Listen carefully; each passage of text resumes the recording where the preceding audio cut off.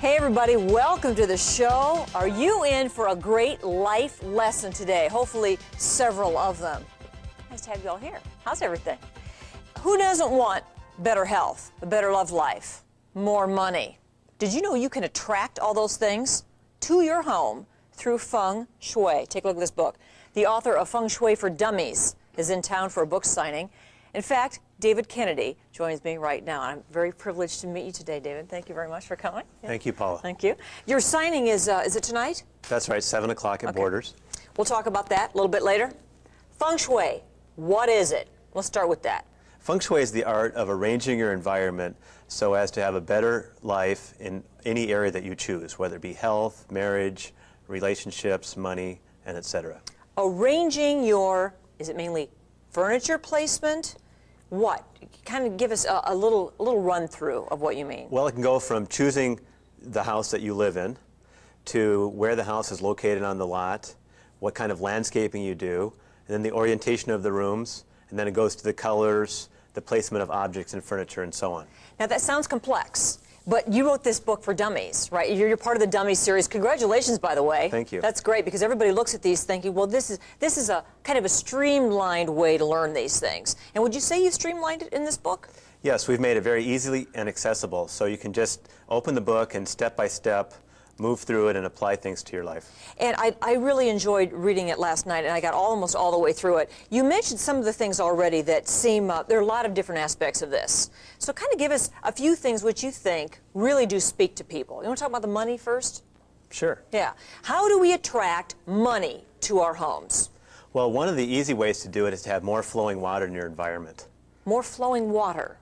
Like flooding the basement or something? Well, that would be a little bit too much. So the water symbolizes money to the Chinese way of thinking. And if you look at the English word currency, it's the same as the word current. Yeah. So they both flow. So when our money is tight, we say we don't have any cash flow. Right. So when you put the water in the environment, there's more flow in the environment that stimulates more money in our life. Where should I put the water? Well, near the front door is a good place to do it. Indoors and out? It could be either. So I know you mentioned a fountain of fountains in here. Right. Now around here where half the year the fountain would freeze, inside maybe it would be easier? Right, during the summertime or the wintertime, inside is fine. All right, so flowing water. That's like right. Those little fountains. You like those little things with the rocks in them and those little, do you like those? Yes, with a little aquarium pump in it, and it recirculates the water, okay. And that can stimulate some more cash and income. All right, give me another one.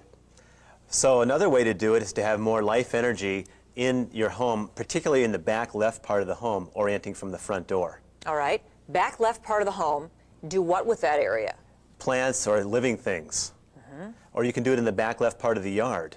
So you could have trees there or even a bright light. You've obviously, well, you believe this because you've practiced this and you teach it now to others. You've seen it work. That's right. Tell me how you've seen this work. Well, I have one client in California who was suffering in their career, and their home was too small for them, and their income was lower. And they applied feng shui, and 4 months later, they bought a new car for cash, and they made more money in that 4 months than they had the previous year.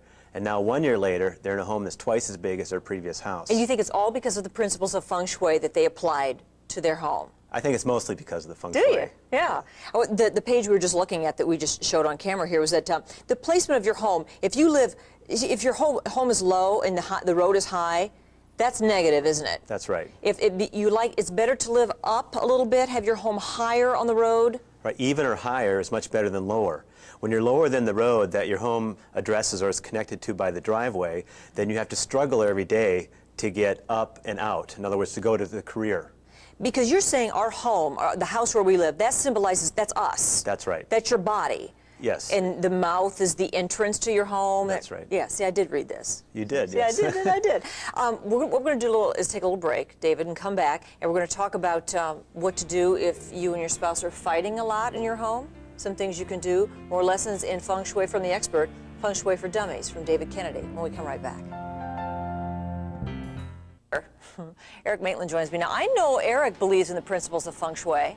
We've talked about that, haven't we, Eric? Yes, we have. I'm really into the get rid of the clutter theme. The clutter thing, yes, I know. And that can soak up a lot of your personal energy, believe me. There you go. See, Eric knows. Yeah, yeah. And as far as that whole thing of arrangement, Paula, in my house, it really doesn't work because I have a 19-month-old, and when I walk in the front door, the arrangement is where are all the Fisher-Price toys placed on what part of the floor. Eric, David has a whole section here about children's bedrooms Okay. and about kids. So Well, you should look at this. Yeah. See, we've perfected that because we keep all the toys out of her bedroom and keep them in the living room.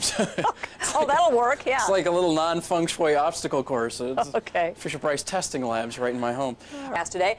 All right, we're back with David Kennedy, the author of Feng Shui for Dummies. And David and I just wanted to talk to you about harmony in the home. All couples fight, but some people really have a hard time.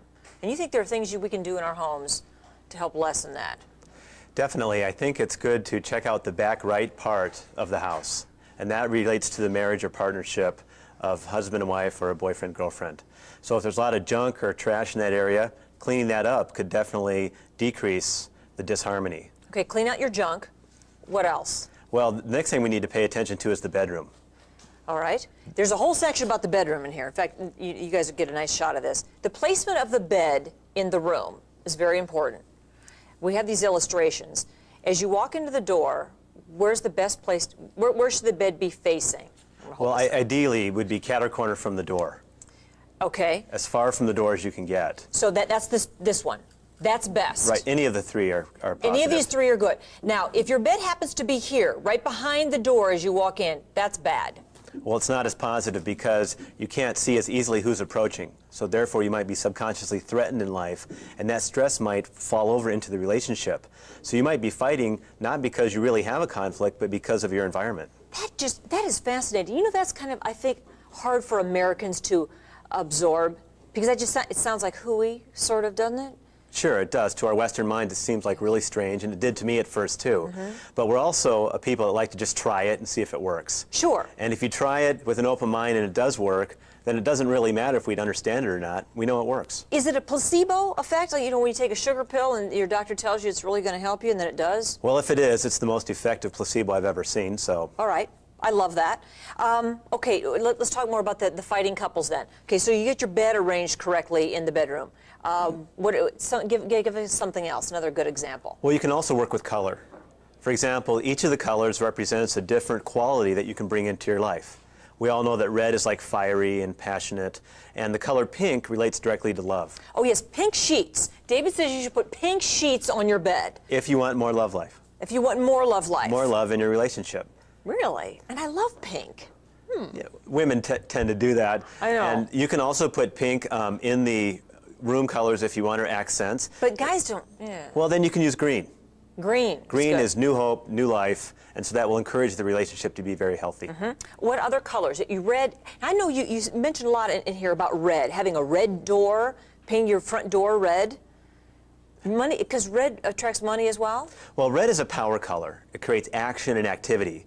So the front door represents the entire house, and that in turn represents the life. So it's a real leverage point.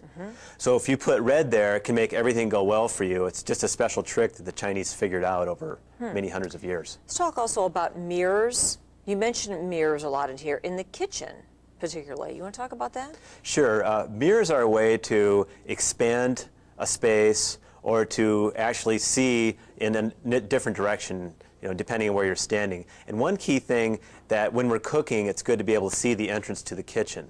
So if a lot of us have a stove that, of course, faces a wall. Of course. You should put a mirror behind your stove. Well, having the mirror behind the stove can allow you to see who's coming and can positively impact your health and your money. Health and money. What are the three things we always want, David? The money, the honey, and the health.